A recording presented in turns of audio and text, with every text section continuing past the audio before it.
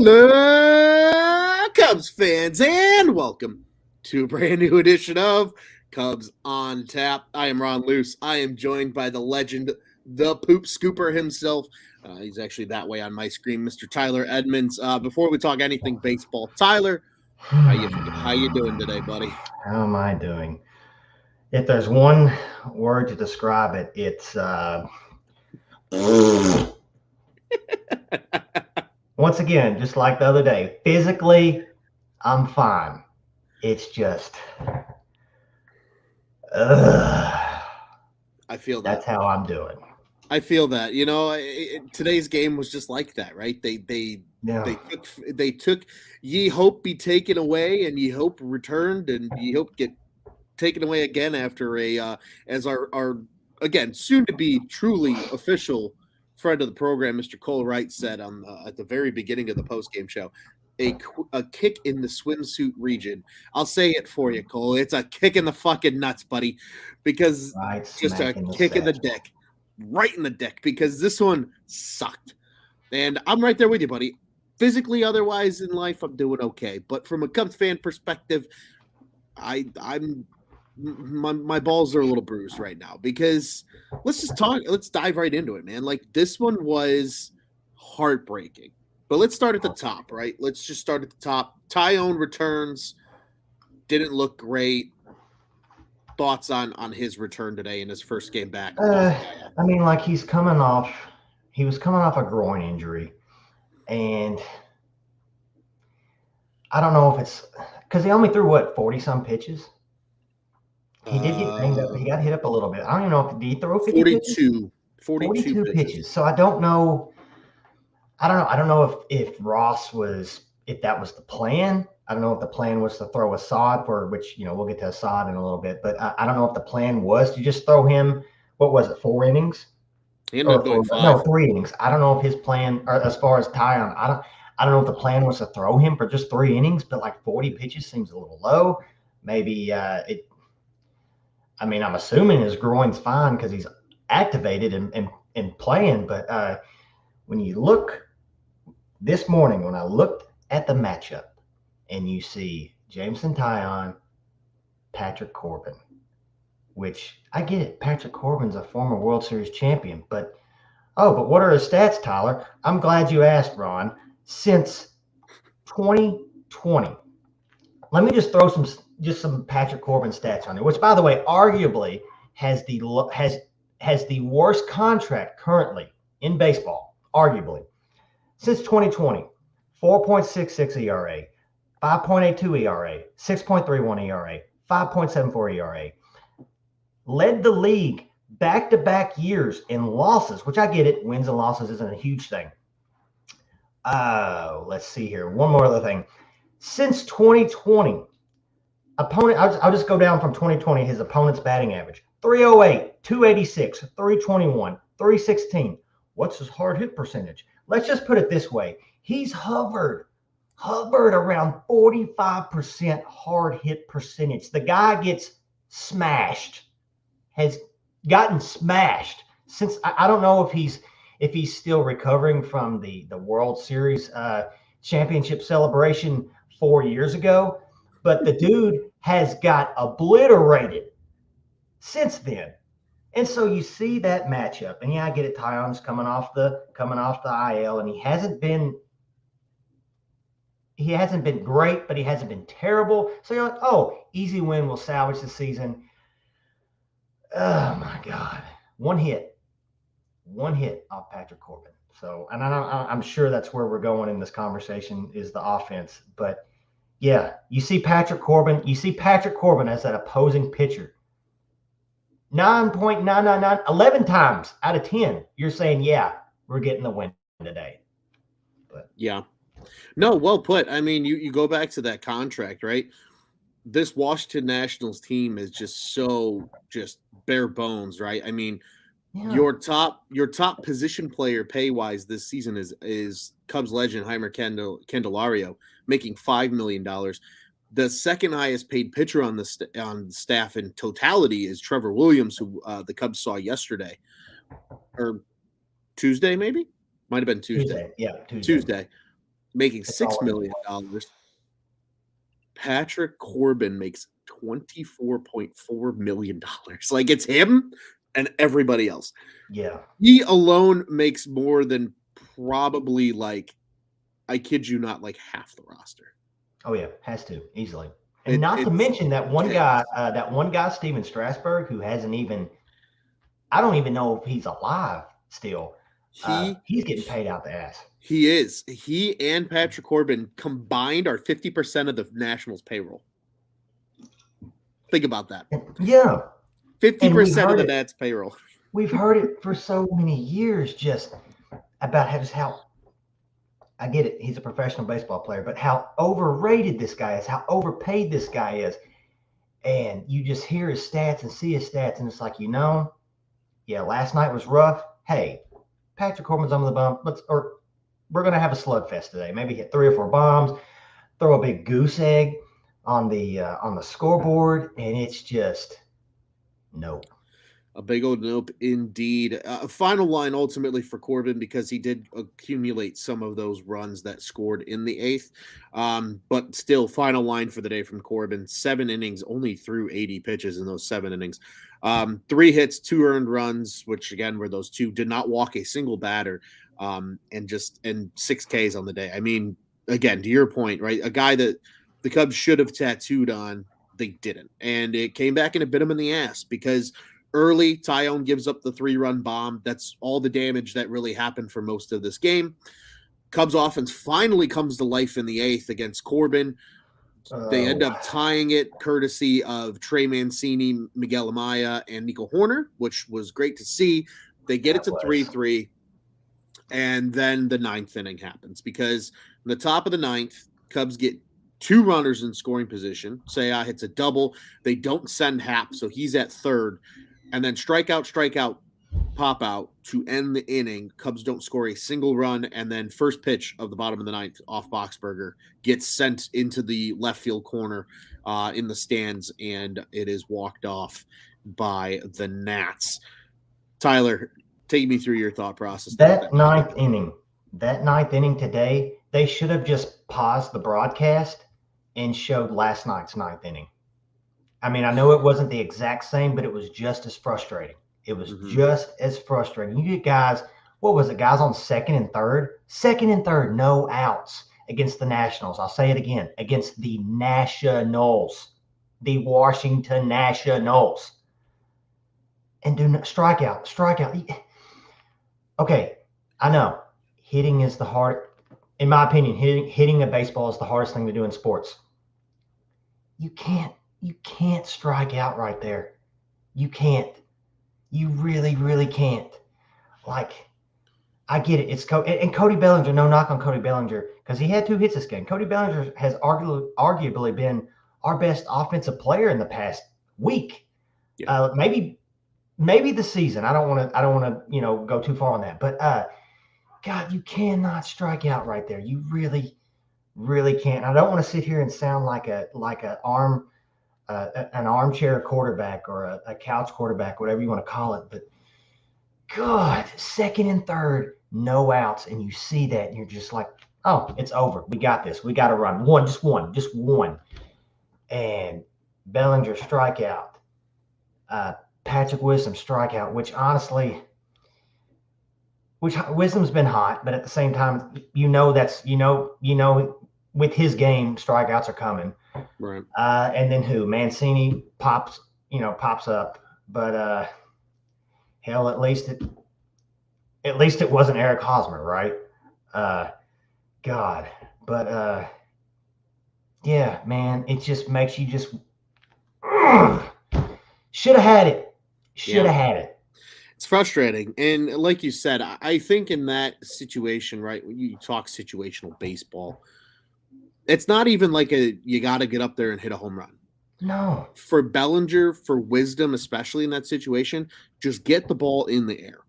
Because if Bellinger flies out and it's 1 out in that case, Happ scores. Another sac fly, you're up 4-3. And then on top of that, let's say, Suzuki advances as well, and all of a sudden Wisdom flies out. That's another run scored. So maybe you do go down in that inning, sack fly, pop out, but at least you get 2 runs out of it potentially. For sure, 1. And I think that's what makes it so frustrating is because they just could not get the ball in the air. It's just like, and I can't go into their minds. I mean, they're the professionals. I'm not, but it's almost like they get runners in scoring position. And it's like they try too hard. You know what I mean? They try to hit a 4-run bomb. Try to be the hero, yeah. Yeah. And maybe that's not the case, but it feels that way. Mm-hmm. And yeah, it's just, God, this whole season, and I'm sure somebody's got a stat out there. I would like to, but not like to see what our stats are on runners in scoring position. I really wouldn't want to see it, but it's like a car wreck. You want to look, but don't want to look. For today, it was 2 for 8. For what that's worth. Yeah, I don't. It's just frustrating. Yeah. Nope. I hear you, man. As a team, they left 4 on, as noted, 2 for 8 with men in scoring position. One last thought, I think, on today's game, because unfortunately there just wasn't a ton of offense to talk about outside of that 8th inning for the Cubs. Well, 2 more things I want to talk about. First off, congratulations to Miguel Amaya, first career Major League RBI. Worth noting, hopefully in the near future, friend of the program. We go back and forth with her on Twitter quite a bit, but Sarah Sanchez tweeted all 3 of those balls put into play by Amaya were above 100 miles per hour in terms of exit velocity. Nice. He was hitting the ball hard, so at least means he's probably seeing it well. That's good to see. Yeah. Good sign. Love to see that for Amaya, especially with all the injuries he's overcome to get to where he is. Cool that his parents were there and got to see him record his first ribby. Still looking for that first hit, but still gets a big run in that 8th inning. I mean, he was a huge part of it. And that ball, he narrowly missed putting it into that corner. I mean, just narrowly missed it. And then on top of it, the other good thing out of today was Javier Assad. It was kind of interesting. Everybody was like, oh, they sent down Estrada, who's been pretty good. I wonder why. Maybe this was because this was the plan, to your point, right? Maybe Taillon was only expected to throw 3 to 4 innings just because he's fresh back, and I don't know how much he's thrown in his ramp up. Assad got it done today. Like I tweeted from the Cubs on Tap account after that, that last inning there. I was like, talk your shit, Javi, because he killed it today. I mean, you got to give him his flowers. 5 innings. 5 innings of work, 2 hits, no walks, only 1 strikeout, but I mean, he got through 5 innings on 50 pitches. 5 innings, 50 pitches. I mean, that's the Javier Assad you saw in the World Baseball Classic. That's the Javier Assad you saw in spring training. That's the Javier Assad that we were debating whether or not, hey, maybe should this guy be the 5th starter over Hayden Wesneski? That was the Javier Assad we saw today. And going back to Miguel Amaya, props to that guy. I think a lot of people forget just the journey that he's been on, because this dude at one time was like a top, which he still is, but he was a top 3 prospect in this organization. Top 3 to 5 guy, something like that. Like he was pretty high up there. He was number 1 at one point. At one point, number 1, and then to get injured, and go through all that, the recovery process, all that kind of stuff, and the comeback, man, it's awesome to see. And the fact that he's hitting the ball hard, had a clutch RBI in his first game. Love to see it. So hopefully tomorrow he gets his first knock tomorrow. Yeah, and I mean, assuming he's in the lineup, unfortunately, we won't know what the lineup looks like tomorrow. I think it'd be cool to see him catch a little bit tomorrow. It will be Justin Steele on the bump on Friday afternoon, but part of me thinks it's probably going to be return to Tucker Barnhart. Yeah. But maybe, who knows? Maybe there's a pinch hit situation. Yeah. Maybe he gets a chance to DH. Who knows? I think it'll be really interesting to just kind of monitor going into tomorrow. But he's going to be around at least for a few more days until he gets sent back till Yan Gomes is fully healthy. Mind you, concussion protocol is nothing to mess with. It's a 7-day IL, but that does not guarantee he comes back after 7 days. So we could see Amaya into next week. I don't think that's totally out of the question here. Tyler, big news, obviously, to discuss, and this is why I wanted to leave some time. Any final thoughts on the game itself today? it sucks. This should have been an easy series. This should have been something me and you should be sitting here having a conversation about how we at least took 3 out of 4 from the Nationals and kind of just erased that nasty little sweep against the Marlins. Especially at a time, and I talked about it, I believe the other day with Juice, about how, especially at a time, if you look at we've said it, I've said it last episode. I'm sure we've all said it as far as it being early. Here's the thing about when people say, like when I say it's early, there's 2 ways to look at that.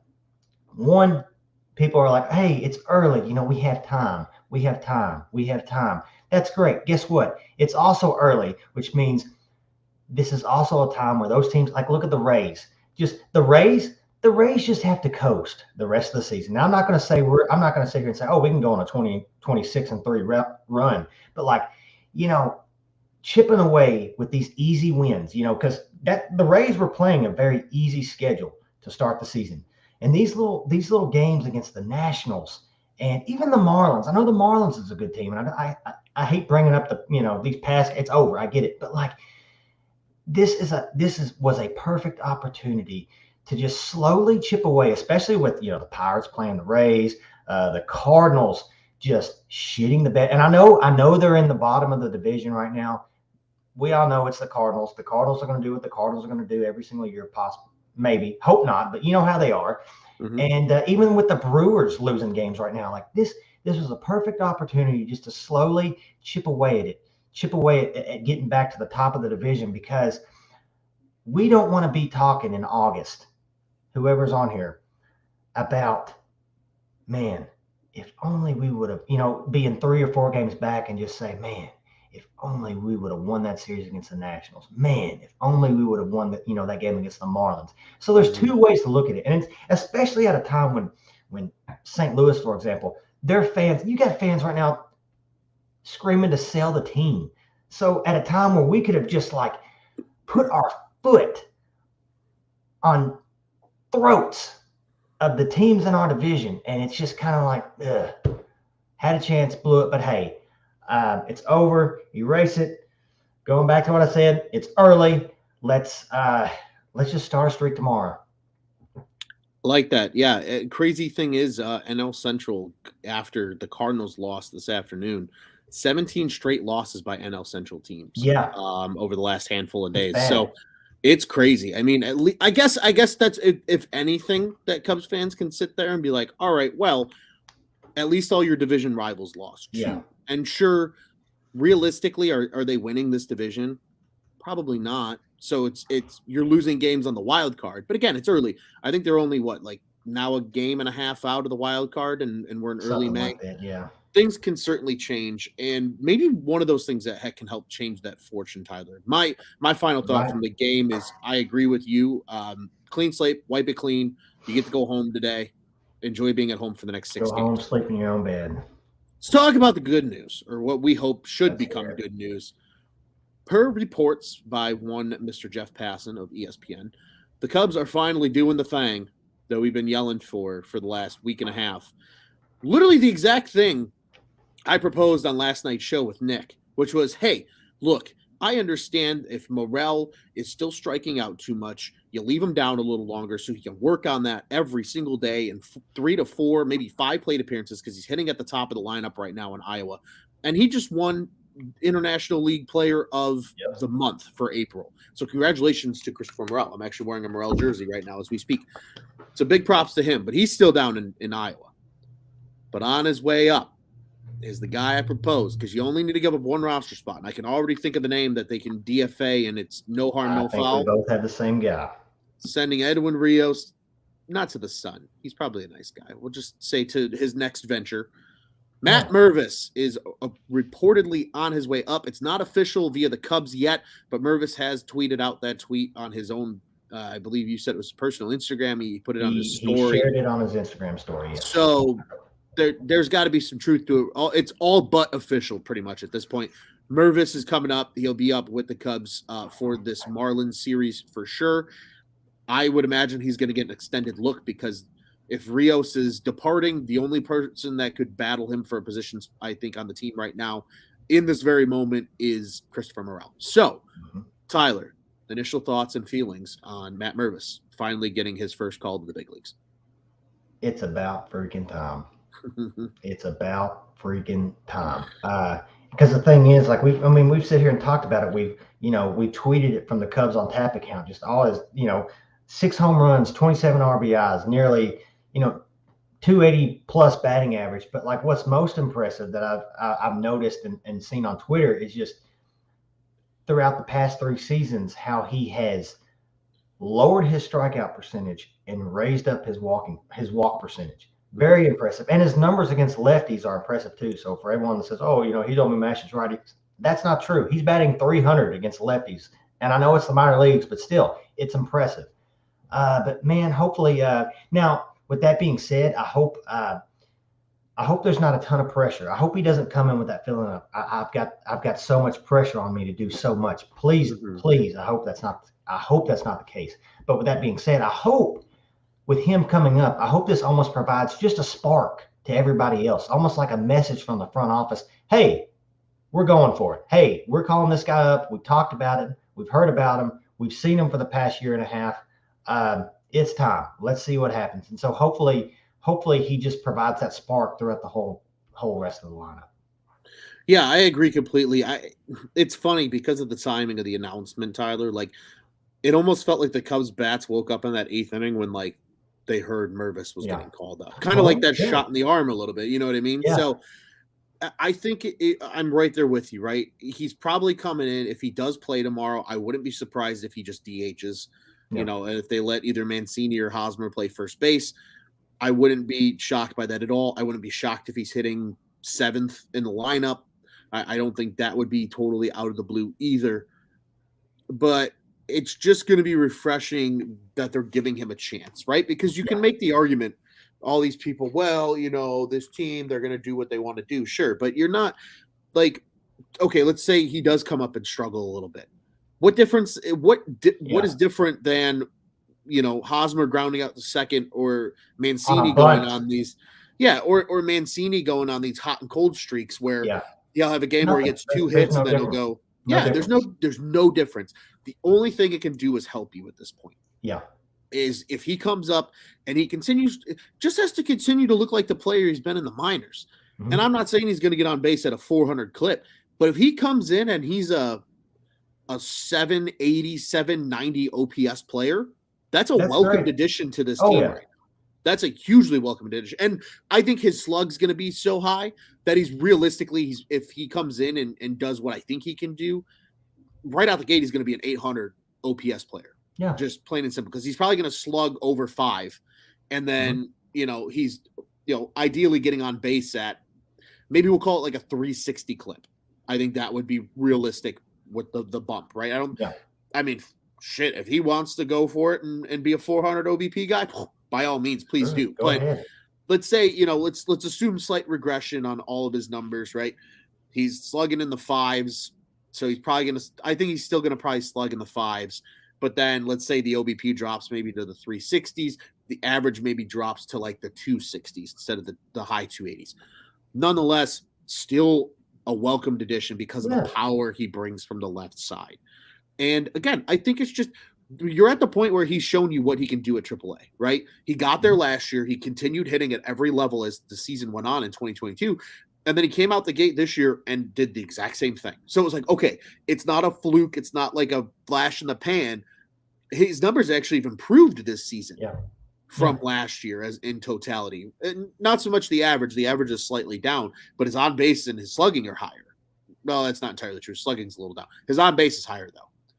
Nonetheless, he looks like a complete player. He's still a 900 plus OPS player at the minor league level. He's going to come up. Ideally, he gives this team some level of a spark. And the weather's warming up in Chicago, for those that don't know. Yeah. Today was 70 degrees. It is gorgeous outside. I'm pissed that I've been stuck indoors all day. It's the perfect weekend for the wind to blow out and this guy to put some balls in the jet stream. Get the power out there.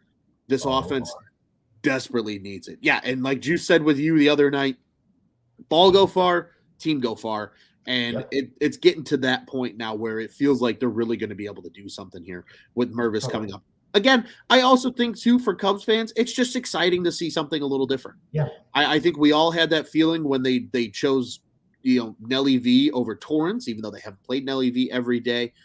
I think that's the last thing I want to note about Mervis is he's coming up. He better play at least 5 times a week. Yeah, totally. Minimum. If he's not coming up to play 5 times a week, put him back in Iowa. Yeah. Like none of this Nelly V bullshit where he sits on the bench 4 days out of the week. Can't do that. I mean, you can't do that to a young guy, especially with the potential that Matt Mervis brings. You can't expect him to hit like we expect him to hit if you're only going, starting 2 games a week. You just can't do it. And going back to your point about Matt Mervis, let's not forget this guy was a undrafted. We signed him as an undrafted free agent. So yeah, he's gonna a little bit of an asterisk with that. A little bit of an asterisk. But maybe he does struggle right off the gate. That's okay because like you just said, can't be any worse than why is my mind going blank? Mancini or Hosmer. See, they've been so bad you forgot their names. Yeah, exactly. And that's also don't forget Chris Bryant, our number 1 draft pick. He struggled when he came up at first. Sure did. So it's like tomorrow's going to be great if he starts. I'm going to love to see him in the lineup. Let's not I'm hoping not to see people over exaggerate and point at Matt Mervis as the guy this guy's going to be the savior for this offense. I don't want to see that, but yeah, man, I agree. This guy's got to be in the lineup at least 5 times a week and just build that confidence up. He seems like a very cool, calm, and collected guy. I mean, we listened to him at Cubs convention earlier this year, and you've seen him in interviews and stuff like that. He seems like a very just calm, cool individual that's not gonna let the bright lights of Chicago get him nervous and all that kind of stuff. Don't want a nervous Mervis. But yeah, man, it's just going to be refreshing to see Matt Mervis in the lineup tomorrow. Yeah, no nervous Mervis, just smash, bash, and mash for Mr. Matt Mervis. Agreed. I think that'll be cool. Yeah, hopefully see him in the lineup tomorrow. Also, fun facts for some Cubs fans that might not realize this, because I understand not everybody follows the ins and outs and interweavings of baseball like we do, because we're sports nerds and that's why we do this. Mervis was a 2-way player in college. He both pitched and played positionally. Focused more on the position player side later, but started his career out that way. Went to Duke, so a second baseball alum from Duke on the roster. For those that might be sitting there wondering, I wonder who's the first. It's Marcus Stroman. And on top of that, yes, he was an undrafted free agent technically in the draft. Mind you, that was the 2020 year when it was a 5-round draft. So had it been a 20-round draft, he would have been drafted. He probably would have been like a 6th or a 7th round pick in that draft. But still, when you consider the way how baseball works, a guy being a 6th round pick in 2020 and by 2023 he's your number 6 prospect in a top 12 farm system certainly says a lot about how far he's come as a player and the instructional that he's taken from the Cubs to get better. So very excited to see what Mervis brings to the table. Again, it's something new. It's going to be refreshing to see a piece of the future. The Cubs keep telling us #next starts here. Cool. This is part of that next. Is seeing what a guy like Matt Mervis can do. He's part of this first wave of prospects. He's with the first wave of guys like a Nelson Velasquez and to a fault a Christopher Morel. And now we're getting to see it with Mervis. Amaya was a bit of a surprise, but still cool to see Amaya doing his thing. Overall looked really good in today's game. Really two at bats where he worked full counts, called a pretty decent game. I don't know how much he was actually calling, but overall behind the dish though looked good. And it's nice to see what's the deadline in May for teams to hold on to players in the minors until they can call them up and still have another year. It's we're not at that point yet, right? No, I think it's actually next week. It's nice. Well, I mean, I know it's just a week, but it's nice to see that they're doing that to Mervis now. They're You not know, worried about it. Right. They're not yeah. worried about it. And And I I think mean, hopefully gone are those days. I hope so too. They need to get that worked out with the CBA. I know originally in the negotiations that was going to be gone, and then Yeah. because they couldn't fully agree, it's not gone. It's a weird gray area right now, but yeah, nonetheless, I think that deadline is technically next week. I think it's like Next May week. 9th or May 10th or something like that. So, yeah, they call him up a couple days early. I'm not mad about it. Again, I think if nothing else, it's refreshing because the Cubs front office identifies this team needs a spark in the arm offensively, and internally, he's the best option that you can have besides Christopher Morel right now. Yep. And again, Morel's strikeout rate is a little high, and I think the Cubs legitimately want him to work on that at Iowa, and that's why you're going to see Mervis before Morel this season. But you'll see Morel before the year's over. I have absolutely no doubt about that whatsoever. Tyler, any final thoughts on the prospects before we go ahead and look forward to the upcoming weekend series? Yeah, just once again to reiterate, it's just refreshing, and hopefully a nice shot in the arm to the offense. I agree with you there 100%. Looking forward to watching that game tomorrow. I was actually supposed to be at the game, but anybody that tuned into yesterday's post game heard my proclamation. Those tickets are gone. Big shout out to not you, sir, but another Tyler. He's a big fan of the program. He hit me up on Twitter today, and those tickets are his. So he gets to not only see a friend of the program start in Justin Steele tomorrow, he gets to see Matt Mervis's hopefully debut. So it's going to be pretty cool, and I'm happy to be able to say that somebody took my tickets in order to do it.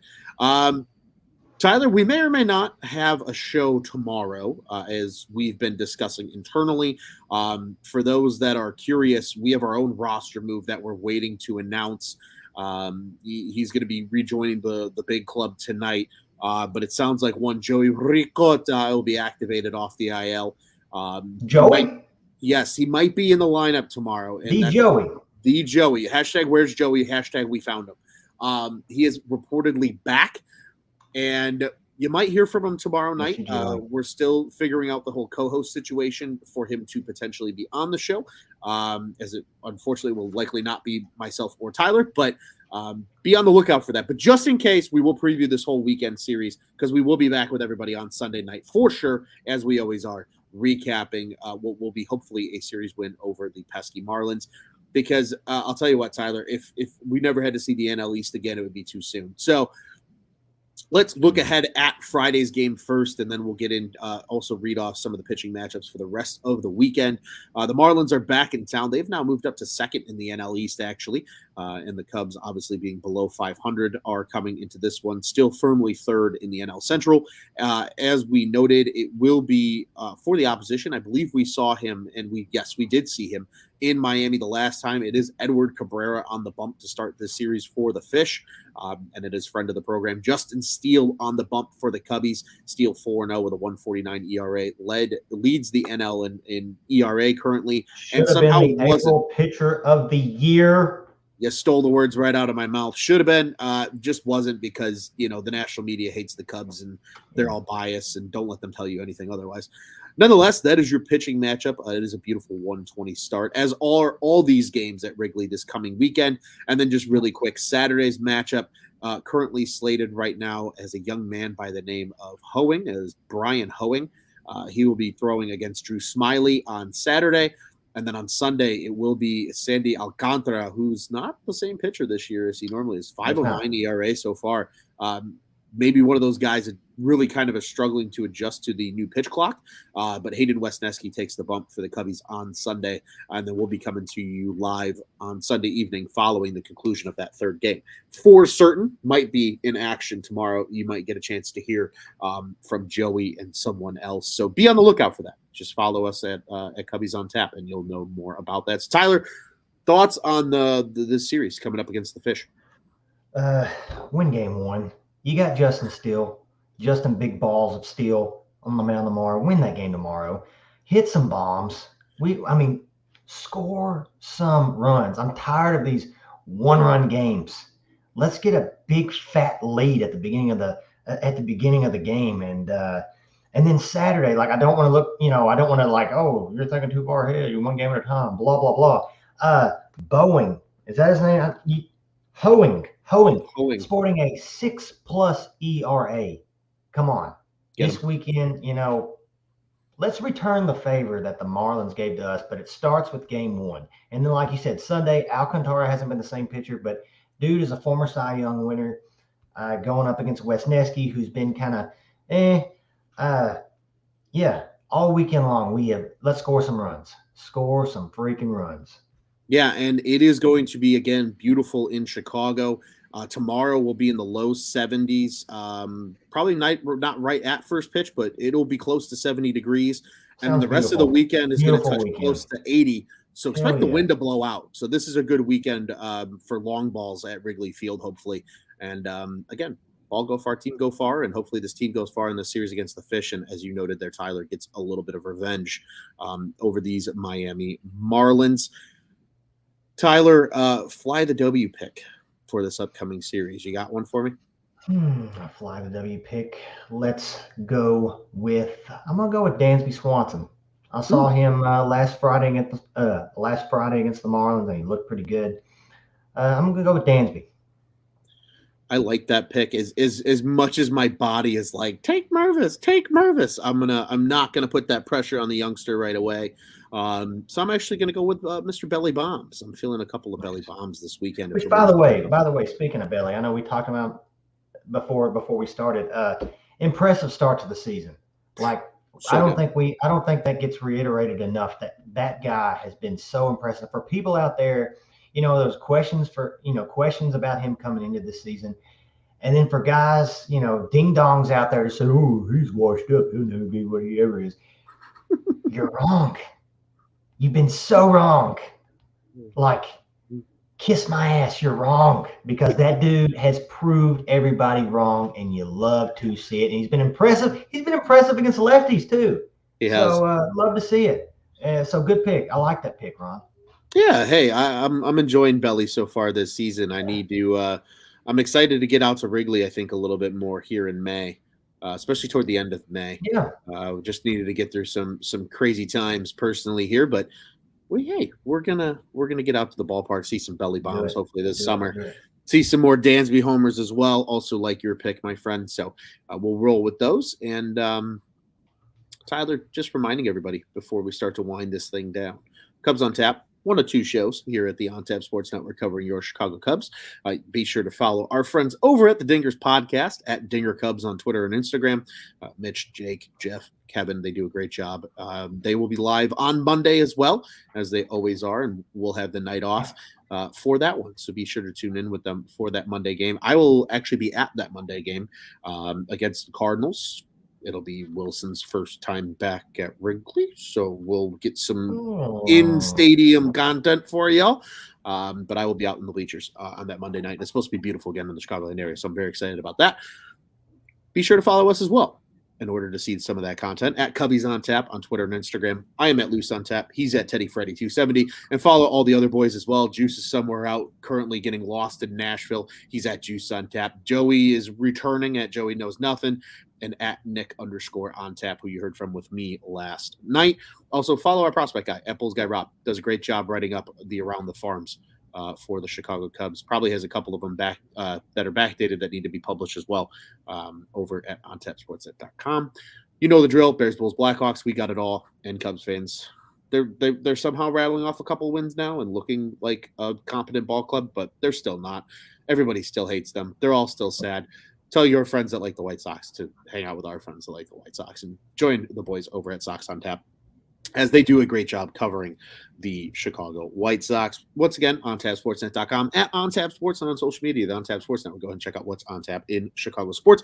Tyler, it is always a pleasure, my friend. Unfortunately, we were talking about a loss today. Wipe the slate clean. Cubs are back at home for 3 with the Fish this weekend, before 3 with the Cardinals next week, and then a well-needed off day will be on the docket for a week from today. May 11th will be their next time that the Cubs do not play. You will not hear from us that night, but we'll be back with you guys then on May 12th when they resume action. Tyler, what do you say, my friend? We get out of here the only way we know how at Cubs on Tap? The Cardinals are on a little 6-game bender. They've lost 9 of their last 10, or maybe they're 1-9 in their last 10, and they don't even know which way is up. And you feel bad. you hear about them wanting to sell the team over there. Maybe they should consider swapping out with like their single A team. There's little league teams just down the street that could probably do just as good, and it's just tough to see. So from the bottom of my heart, fuck the Cardinals. And let's go Cubbies.